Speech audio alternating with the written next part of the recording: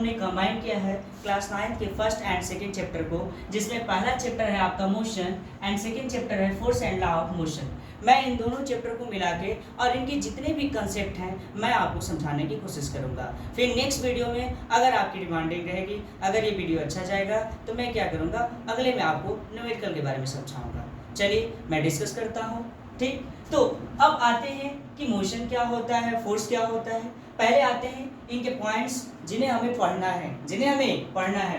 पहला होता है मोशन के बारे में डिस्कस करेंगे, उसके बाद रेस्ट के बारे में डिस्कस करेंगे, उसके बाद मैं डिस्कस करूंगा डिस्टेंस के बारे में कि डिस्टेंस क्या होते हैं, डिस्टेंस से आप क्या समझते हैं। उसके बाद ये डिस्प्लेसमेंट क्या बला हो जाती है, ये कौन सा नया चीज़ आ गया है। ठीक, उसके बाद मैं पढ़ूंगा स्पीड के बारे में। फिर अगर स्पीड पढ़ लेते हैं तो वेलोसिटी क्यों पढ़नी पड़ती है, इनके टाइप भी पढ़ेंगे। उसके बाद एक्सेलरेशन क्या होता है, उसके बाद स्केलर एंड वेक्टर क्वांटिटी क्या होती हैं, उसके बाद यूनिट्स एंड मेजरमेंट। चलिए, तो now we continue our video.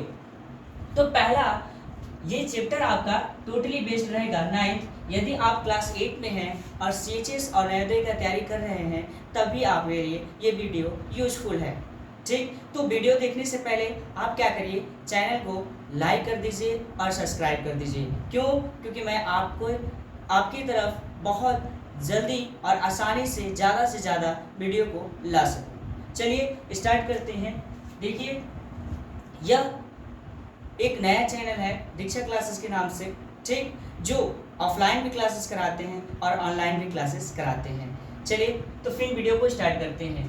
आपको पढ़ना है force and law of motion. तो पहले डिस्कस करते हैं मोशन के बारे में कि मोशन होता क्या है। समझिए मोशन क्या होता है। जैसे मान लीजिए कोई बॉडी मूविंग करता है तो उसे हम क्या कहते हैं, मोशन में है। लेकिन क्या कोई बॉडी मूविंग करता है तभी हम उसे मोशन में कह सकते हैं? क्या कोई बॉडी अगर रेस्ट में है तो उसे मोशन में नहीं कह सकते हैं? ऑब्वियसली कह सकते हैं। तब यदि मैं कह सकता हूँ, जैसे ये मान लीजिए वस्तु है, ये यहीं पे इतना समय टाइम बीतता गया लेकिन यह भी पोजीशन पे है, इसी पोजीशन पे है, यानी इसके पोजीशन में बदलाव नहीं हुआ। क्या मैं कह सकता हूँ कि ये रेस्ट में है? नहीं, कदापि नहीं कह सकता कि ये क्या है, रेस्ट में है, ये मोशन में है। तब फिर कौन डिसाइड करता है कि कोई वस्तु मोशन में है या कोई ऑब्जेक्ट मोशन में है या कोई ऑब्जेक्ट रेस्ट में है? तो ये डिफाइन करता है आपका रेफरेंस ऑफ पॉइंट, यानी देखने का नजरिया, आप कहाँ से देख रहे हैं। अगर मान लीजिए मैं किसी वस्तु पृथ्वी पे ही पड़ा है और मैं अगर देख रहा हूँ स्पेस से तो वो बॉडी क्या है, मोशन में है। फॉर एग्जाम्पल, यदि दो व्यक्ति बस में बैठे हैं तो वो दोनों व्यक्ति अपने आप में क्या है, रेस्ट में है। बट एक तीसरा व्यक्ति अगर मान लीजिए बस के बाहर है तो उसके लिए वो क्या है, मोशन में है। बोले कोई दिक्कत? तो इस प्रकार से हम डिस्कस करेंगे कंसेप्ट वाइज और उसके एग्जाम्पल को समझते हुए। हम थियोरेटिकल तो पढ़ लेते हैं बट उसको अपने एग्जाम्पल वैल्यू से अपने लाइफ में उतार नहीं पाते हैं। उसी को यहाँ पे क्या करूँगा, मैं पढ़ाने की कोशिश करूँगा। चलिए, तो फर्स्ट डिस्कस करते हैं मोशन के बारे में, क्योंकि देखिए जानना भी ज़रूरी है बट आपको एक्सप्लेन करना भी ज़रूरी है। बहुत सारे नॉलेज क्या होते हैं हमारे अंदर है बट हम उसको क्या करते हैं, एक्सप्लेन नहीं कर पाते हैं, किसी के पास रिप्रेजेंट नहीं कर पाते हैं। That's we usually know that how can we explain anything in a simple way. ठीक है, यानी कि हम किसी भी चीज़ को किस प्रकार से साधारण भाषाओं में उसको क्या कर सकते हैं, दूसरे को समझा सके। ठीक, मैं यहाँ पे आपको टोटली कंसेप्चुअल चीज़ बताऊंगा जिससे आपको बोरिंग नहीं लगेगा। एक लेक्चर होते हैं जिसमें आपको हूबहू डिफिनेशन पढ़ाया जाता है, यहाँ पे वैसी चीज़ नहीं रहेगा। चलिए स्टार्ट करते हैं। मोशन क्या होगा? अगर सिंपली बोलेंगे a moving body is called motion, no, a body is said to be in motion. यानी हम एक बॉडी को मोशन में कह सकते हैं कब, when it change its position with respect to time, यानी टाइम बढ़े और उसकी बॉडी का पोजीशन भी चेंज हो जाए तो उसे हम क्या बोलते हैं, मोशन में बोलते हैं। क्या बोलेंगे? A body is said to be in motion when it change its position with respect to time, यानी कि जब कोई बॉडी समय के साथ अपने पोजीशन में क्या करता है, बदलाव लाता है, उसे हम क्या बोलते हैं, मोशन बोलते हैं। For example, a moving car, का। बट यहाँ पे एक हैशटैग लगा के लिख लीजिए रेफरेंस ऑफ पॉइंट।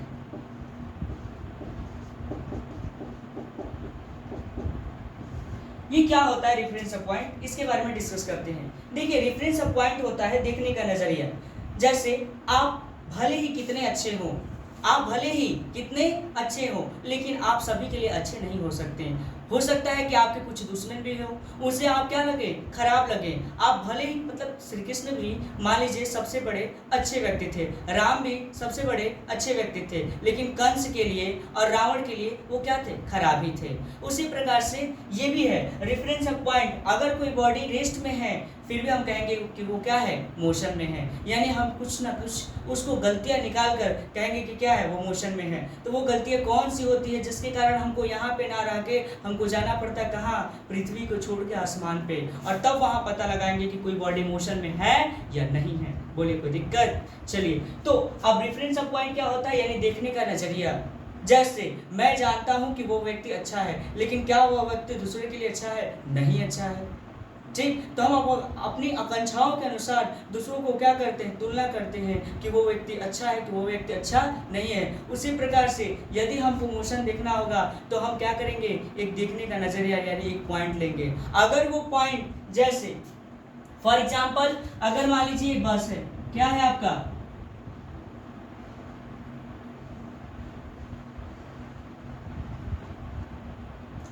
मान लीजिए ये बस है, यहाँ पे दो व्यक्ति आपस में बैठे हैं। ठीक, अब दोनों व्यक्ति बैठे हैं और बातचीत कर रहे हैं इस बस में बैठ के। तो देखिए ये दोनों क्या है, रेस्ट में है अपने लिए। बट मैं तीसरा पॉइंट रेफरेंस ऑफ पॉइंट यहाँ पे व्यक्ति खड़ा हूँ, मैं यहाँ पे खड़ा हूँ, और जब इनको देखूंगा तो मैं कहूंगा कि ये क्या है, मोशन में है। यानी कि मेरा देखने का नजरिया क्या हो गया, बदल गया। मैं इनको कहाँ से देख रहा था, बाहर से देख रहा था, और इस सिस्टम के कहाँ थे, अंदर थे। वैसे ही अगर मान लीजिए आप पृथ्वी पे हैं तो पृथ्वी जानते हैं कि क्या करता है, मूव करता रहता है कंटिन्यू। ठीक, तो जब पृथ्वी मूव करेगा तो इस पे अगर आप हैं, आप पृथ्वी के सरफेस में ही रहते हैं, तो अभी तो मूव कर रहे हैं, तो वही कोई स्पेस से देखे, कोई कहाँ से देख रहा है, स्पेस से आपको दिख रहा है, तो आप क्या है, मोशन में है। भले ही पृथ्वी पे बैठ के पृथ्वी वाला व्यक्ति, वही बस वाला कंसेप्ट हो गया कि मान लीजिए बस में बैठ के बस वाले व्यक्ति को देखे तो क्या है, वो रेस्ट में है। बोले कोई दिक्कत।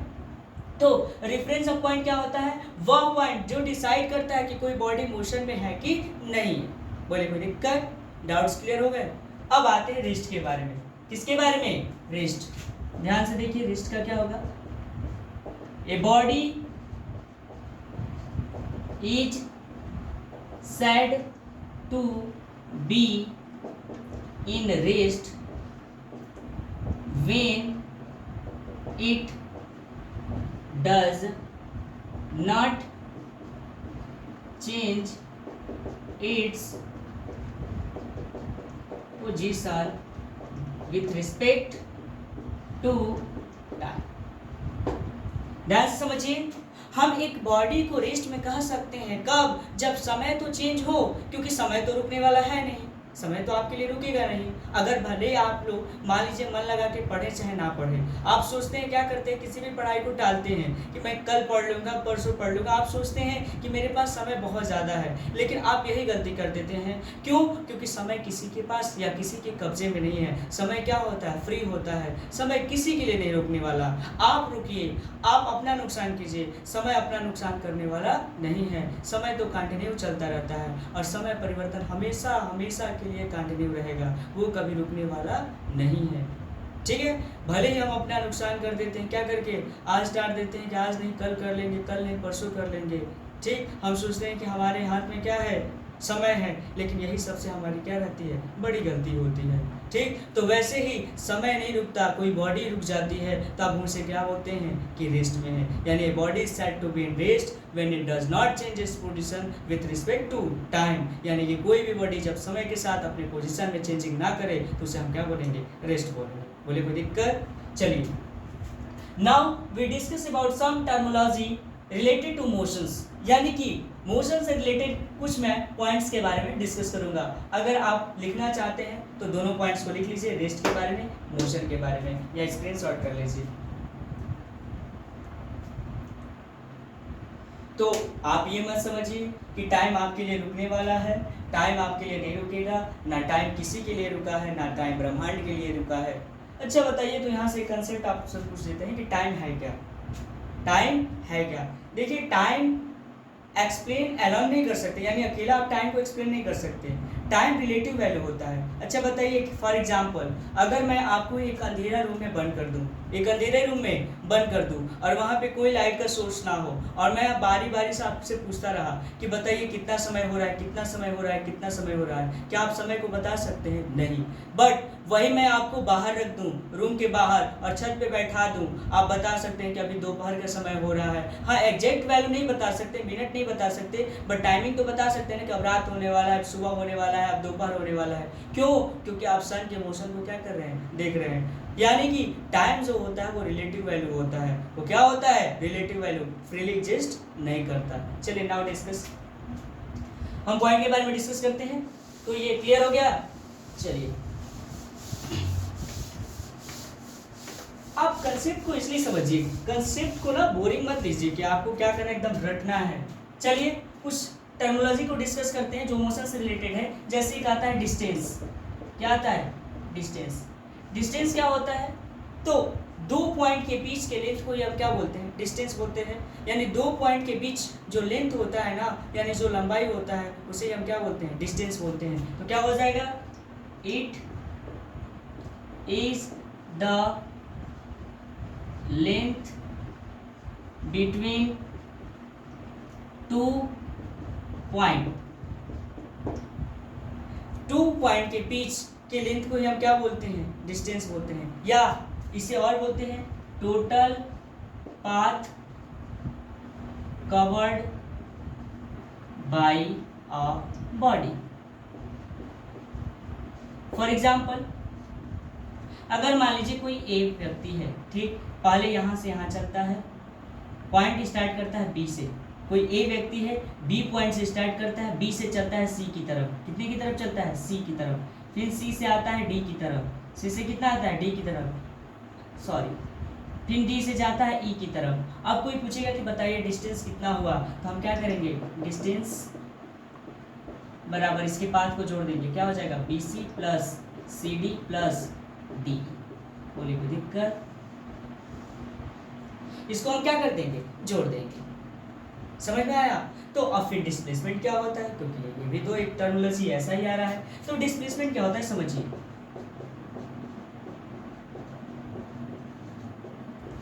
डिस्प्लेसमेंट क्या होता है? It is a shortest path. ये शॉर्टेस्ट पाथ होते हैं कहाँ से? इनिशियल पॉइंट से फाइनल पॉइंट। इसको मतलब नहीं रहता कि तुम कहाँ घूमे हो, कहाँ गए हो, कहाँ आए हो। इसको बस मतलब रहता है कि कहाँ से चले थे और अभी कहाँ पे हो। उसके बीच के जो शॉर्टेस्ट पाथ होती है उसे हम क्या बोलते हैं? डिस्प्लेसमेंट। चलिए डिस्कस करते हैं। पहले लिखवा दें, it is shortest path between initial point and final. बोलिए कोई दिक्कत? यानी कि ये क्या होते हैं? शॉर्टेस्ट पाथ होते हैं इनिशियल पॉइंट से लेकर फाइनल पॉइंट के बीच। जैसे फॉर एग्जांपल समझिए, एक व्यक्ति है ए, ठीक है, ये बी से स्टार्ट किया चलना, बी से गया सी की तरफ, बी से गया सी की तरफ, फिर सी से आया डी की तरफ, और फिर डी से आ गया ई की तरफ। अब कोई पूछेगा कि बताइए इसका डिस्प्लेसमेंट कितना हुआ, तो जो डिस्प्लेसमेंट होगा वो आपका हो जाएगा बीई। डिस्प्लेसमेंट क्या होगा? बीई। यानी कि इसको इतना मतलब नहीं रहता है कि तुम कितना घूम के गए हो, तुम कितना घूम के गए हो। इसको मतलब रहता है कहाँ से चले थे और कहाँ पे हो, कहाँ पे हो। यानी कि यहाँ पे डिस्प्लेसमेंट क्या हो जाएगा? डिस्प्लेसमेंट आपका हो जाएगा डी। बोले कोई दिक्कत? यहीं से दो क्वांटिटी आते हैं, एक स्केलर क्वांटिटी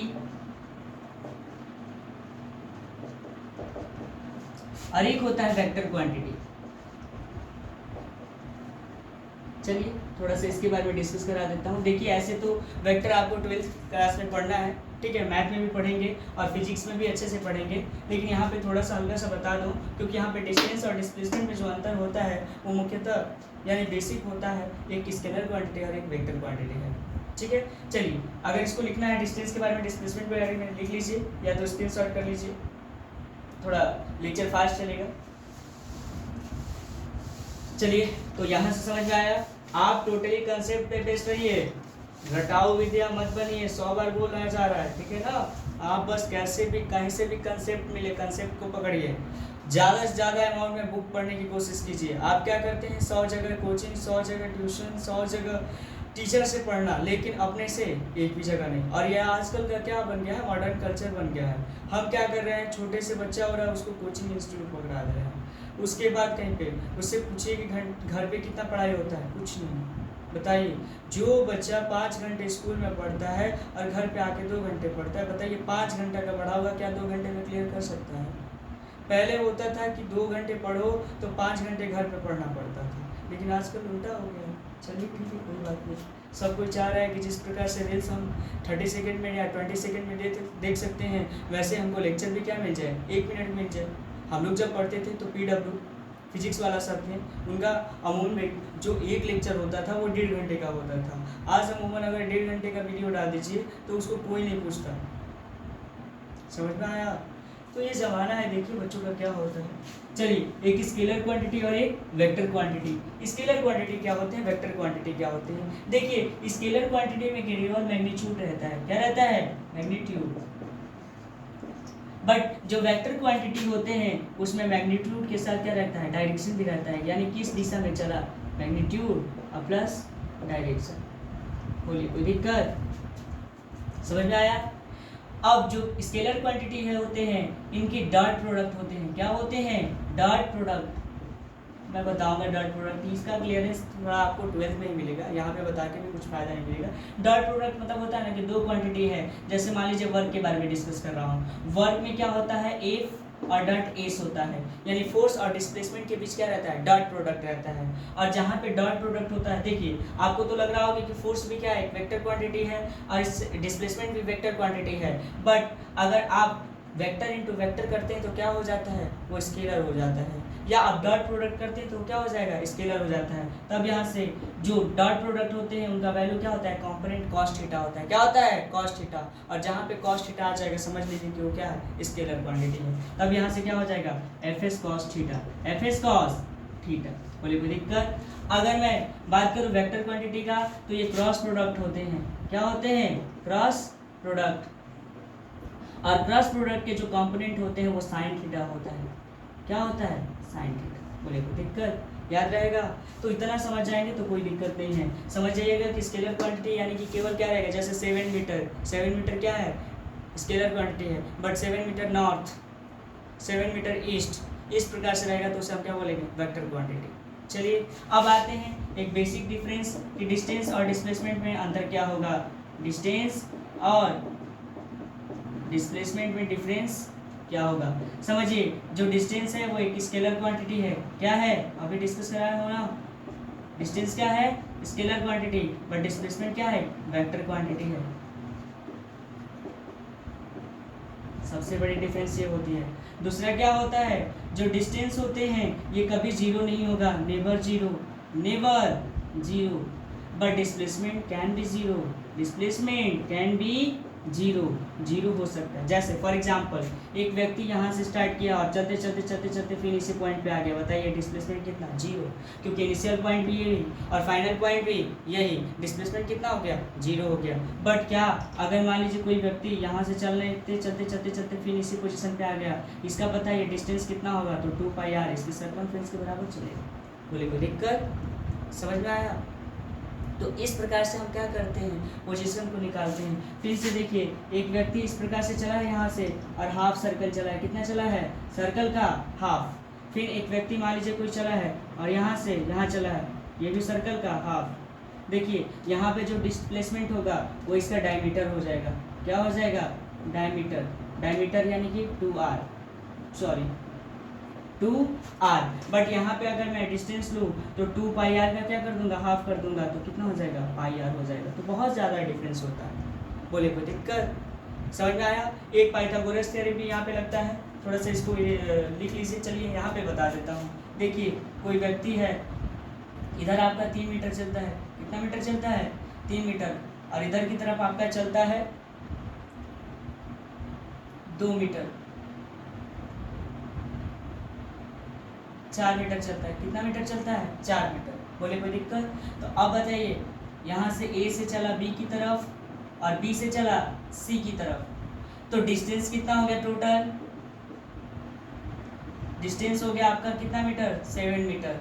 बट क्या डिस्प्लेसमेंट भी इतना नहीं होगा, चलिए कैलकुलेट करते हैं। तो देखिए पाइथागोरस जी ने एक कंसेप्ट दिया था कि यदि 90 डिग्री रहेगा किसी समकोण यानी कि राइट एंगल ट्रायंगल में, अगर मान लीजिए एक 90 डिग्री एंगल हुआ तो इसके बीच, तीनों साइड के बीच एक रिलेशन होता है। इस साइड को हम बोलते हैं हाइपोटेनस। क्या बोलते हैं इसका, ट्रिग्नोमेट्री में क्लास 10 में बहुत ज़्यादा यूज है हाइपोटेनस। ये आपका हो जाता है बेस, ठीक। अच्छा बेस फिक्स नहीं होता है, बेस कैसे डिसाइड होता है, जहाँ पे एंगल बनेगा, जिस पे एंगल बनेगा वो बेस हो जाता है। अगर इस पे एंगल बनेगा तो ये बेस हो जाएगा। ध्यान से देखिए, अगर इस पे एंगल बनेगा तो ये क्या हो जाएगा बेस, और सामने वाला परपेंडिकुलर। जिधर एंगल बनता है उसके सामने वाले को परपेंडिकुलर बोलते हैं। तो देखिए हमने एंगल कहाँ बनाया है, एंगल सी को लिया है, तो परपेंडिकुलर ये हो जाएगा। बोले कोई दिक्कत, तो दिमाग में बैठा के रखिएगा, ये क्या है आपका परपेंडिकुलर। और इन्होंने क्या दिया था, इसको क्या कीजिए नोट डाउन कीजिए ना, स्केलर और वेक्टर क्वांटिटी को स्क्रीनशॉट कीजिए, मैं इरेज करने वाला हूँ। समझ में आया ना। चलिए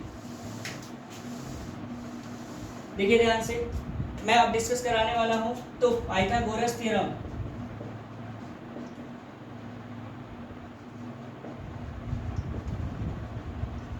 देखिए पाइथागोरस थ्योरम है क्या।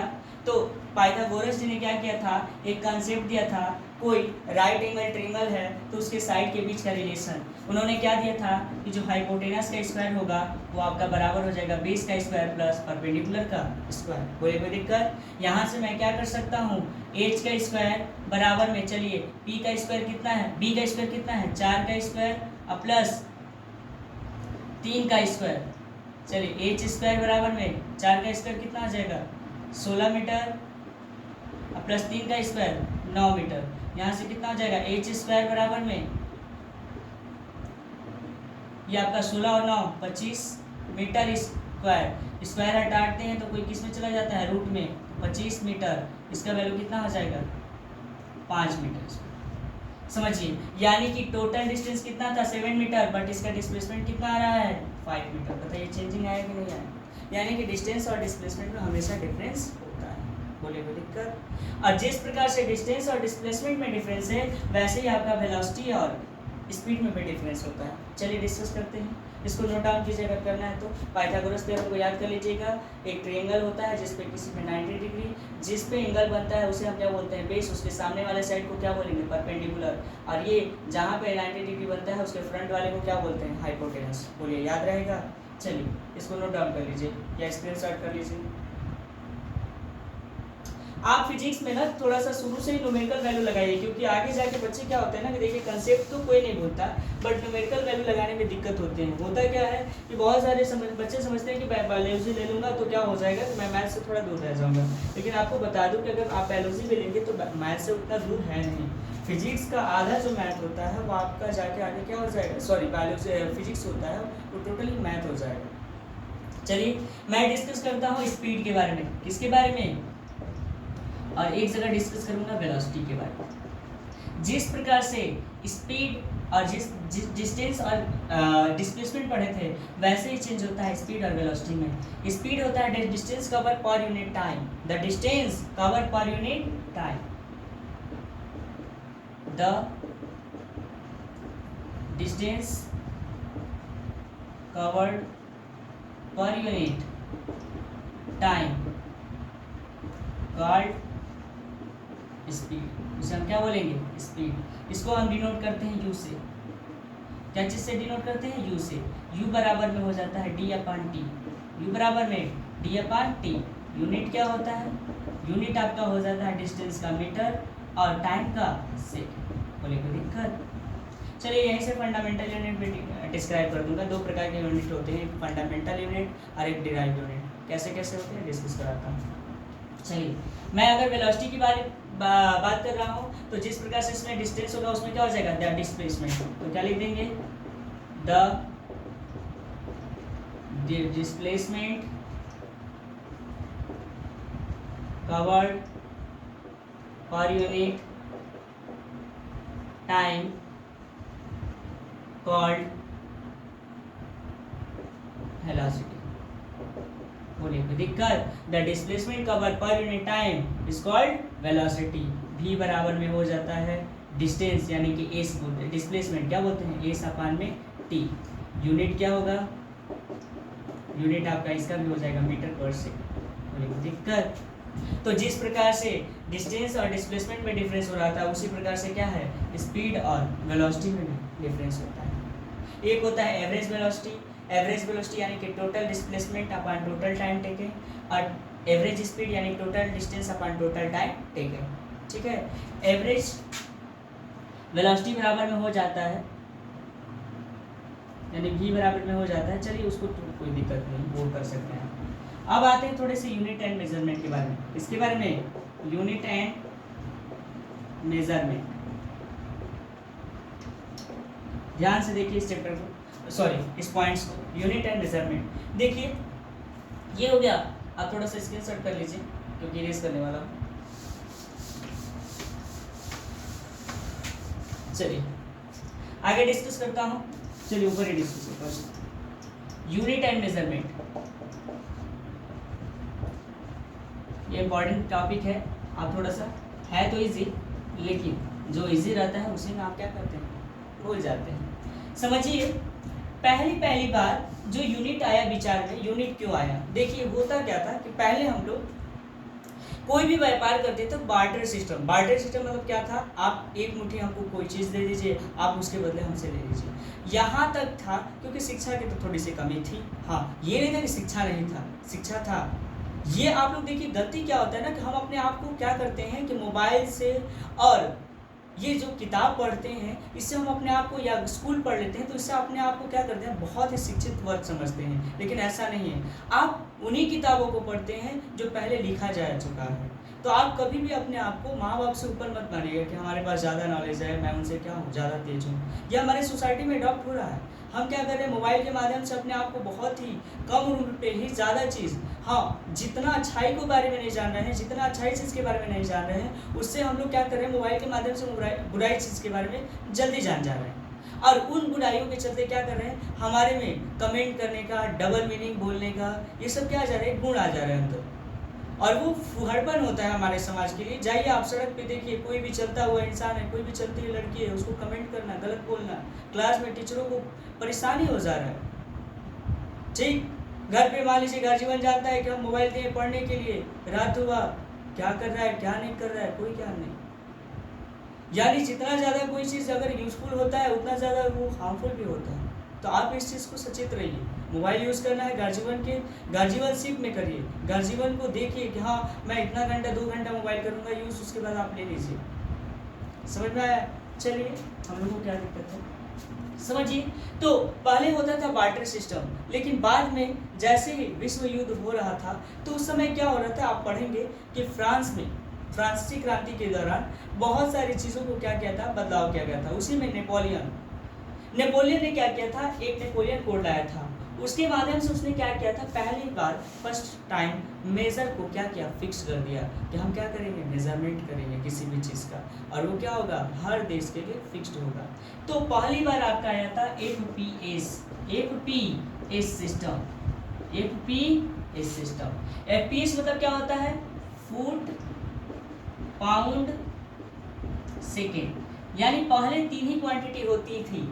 लेंथ अगर होता था तो उसे हम क्या चीज से मेजर करते थे, फुट से। अगर वेट होता था तो किससे मेजर करते थे, कि पाउंड में। किसमें, पाउंड में। माना जाता है कि 1 पाउंड बराबर होता है 746 केजी। 746 केजी, 746 या 440 यही कुछ होता है। चलिए ठीक है, हम यहाँ पे बता रहे हैं पॉइंट के बारे में। और टाइम होता था सेकेंड। एपीएस गुजरता है क्या, उसके बाद आया आपका सीजीएस सिस्टम। सीजीएस सिस्टम में क्या हुआ, जो डिस्टेंस हुआ वो अब सेंटीमीटर में मेजर किया जाने लगा। किसमें? सेंटीमीटर में। जो वेट था उसको अब ग्राम में मेजर किया जाने लगा, और जो टाइम था वो तो सेकंड में ही चलता रहा। ठीक, ये फंडामेंटल यूनिट के बारे में डिस्कस कर रहे हैं। ठीक है, बहुत सारे यूनिट होते हैं, एमकेएस होता है, सीजीएस होता है। चलिए, उसके बाद सीजीएस के बाद आया एमकेएस। एमकेएस यानी कि अब जो डिस्टेंस था वो मीटर में मेजर किया जाने लगा। किसमें? मीटर में। ठीक, जो आपका वेट था वो केजी में मेजर किया जाने लगा, और जो टाइम था सेकंड में। बट इसके बाद हुआ क्या कि अब जो तीन क्वांटिटी ना रहा थे, 7 क्वांटिटी की खोज हो गई थी। तब उससे बनाया गया एक फाइनल सिस्टम, जैसे बोला गया एसआई सिस्टम। क्या बोला गया? एसआई सिस्टम, यानी इसे पढ़ते हैं इंटरनेशनल सिस्टम। क्या पढ़ते हैं? International system. ये ऐसा सिस्टम बना जो सभी के द्वारा क्या किया गया? इसको एक्सेप्ट किया गया। सभी के द्वारा इसको एक्सेप्ट किया गया, और इसके माध्यम से हम क्या किए? किसी भी चीज़ का, और ये जो एसआई सिस्टम बना, यही आपका क्या बना? फंडामेंटल यूनिट बना। क्या बना? Fundamental unit. और याद रखिएगा कि फंडामेंटल यूनिट कितने होते हैं? 7 होते हैं। चलिए, जैसे मास को केजी में, लेंथ को मीटर में। ठीक, उसके बाद आपके लाइट को कैंडेला में, चार्ज कूलाम में, particle of substance, particle of substance mole में। ठीक, उसके बाद आपका टेम्परेचर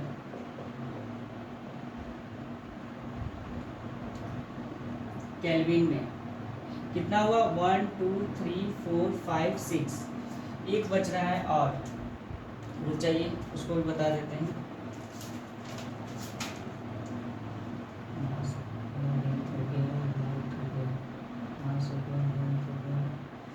लाइट हो गया, चार्ज हो गया, पार्टिकल सब्सटेंस हो गया, मोल में, कूलाम में, पार्टिकल हो गया, टेम्परेचर हो गया,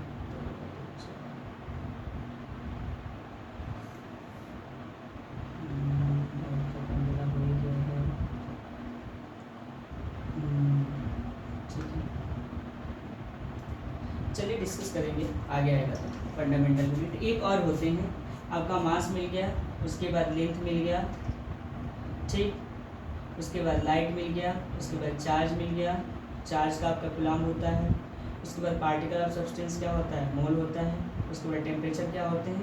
केल्विन होते हैं। पार्टिकल ऑफ सब्सटेंस मिल गया है।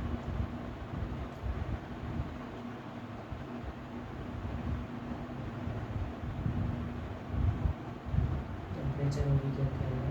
एक कोई छोटा है, हाँ देखिए, टाइम। क्या छोटा है?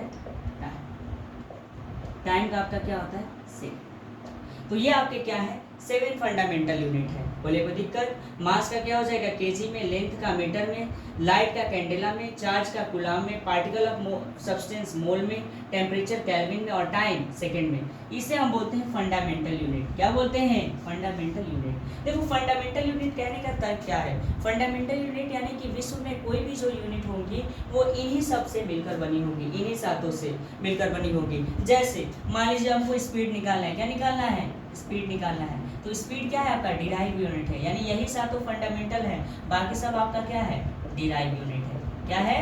Derive unit. चलिए तो डिस्कस करते हैं। स्पीड बराबर में क्या हो जाता है? Distance upon time. चलिए, डिस्टेंस का पता है क्या? मीटर, और टाइम का सेकंड। बताइए, तो निकाल लें, नहीं निकालते हैं। तो एक होता है आपका डिराइव यूनिट और एक होता है फंडामेंटल यूनिट। अगले लेक्चर में डिस्कस करूंगा आपका स्पीड, वेलोसिटी और बाकी सब जितने भी कंसेप्ट बचे हैं, क्योंकि ये वीडियो लंबा हो जाएगा। तो आप